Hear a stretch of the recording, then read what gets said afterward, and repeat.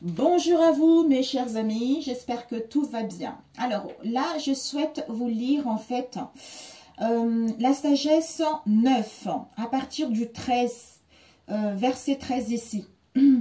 Ça s'appelle « La sagesse est indispensable à l'homme ».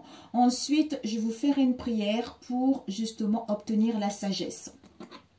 Nous avons « Quel homme en effet serait capable de comprendre ta volonté ? Ô Dieu, qui pourrait saisir ce que tu exiges, Seigneur? Les raisonnements des mortels que nous sommes sont incertains. Nos idées ne sont pas sûres. Notre corps périssable est un poids pesant pour notre âme. C'est vrai, hein?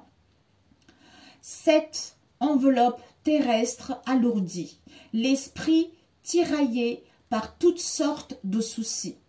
Nous avons peine à nous représenter les réalités de ce monde et nous découvrons avec difficulté ce qui est à portée de nos mains.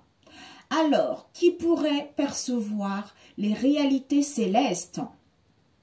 Si quelqu'un a connu ta volonté, c'est pour toujours, parce que tu lui as accordé la sagesse et envoyé d'en haut ton Esprit Saint. C'est ainsi que les habitants de la terre ont été remis sur un droit chemin. C'est ainsi que les hommes ont appris ce qui te plaît et ont été sauvés par la sagesse. Ensuite, la prière qui est « Dieu de mes ancêtres, Seigneur plein de bonté, par ta parole, tu as créé l'univers.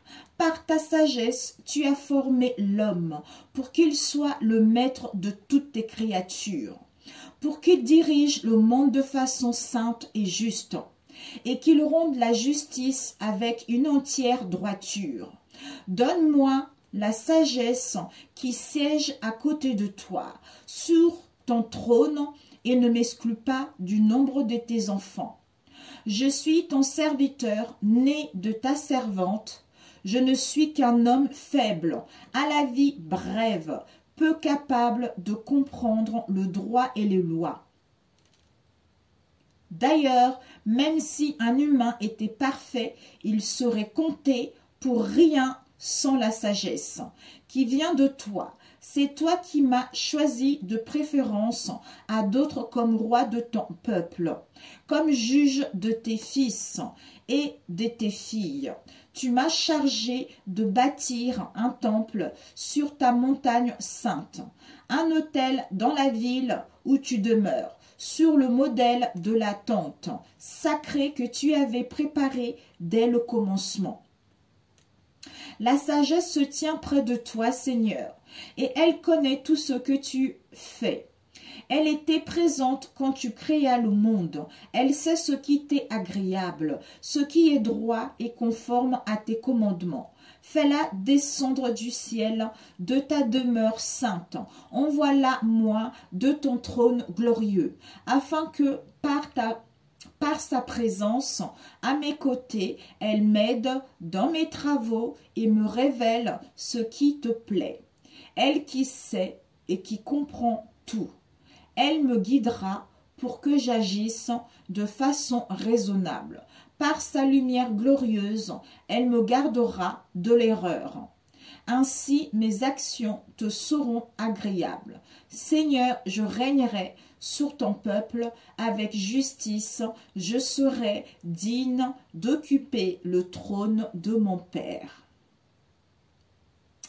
Voilà mes amis. Écoutez, j'ai voulu vous la lire.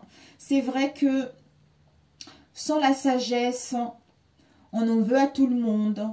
Avec tout ce qui se passe en ce moment dans la société, il y a les envies, il y a la colère, il y a la haine, il y a des médisances, il y a vraiment de la négativité. Sans cette sagesse, on ne peut pas prendre le dessous de ce qu'on vit actuellement et de comprendre que c'est notre vision qui doit changer les choses ou de comprendre que malgré ces différences, nous pouvons vivre ensemble ici. Même si les autres dénigrent Dieu, même si des non-croyants ne croient pas, ça ne nous empêche pas de marcher ensemble ensemble, puisque Dieu réside en chacun d'entre nous.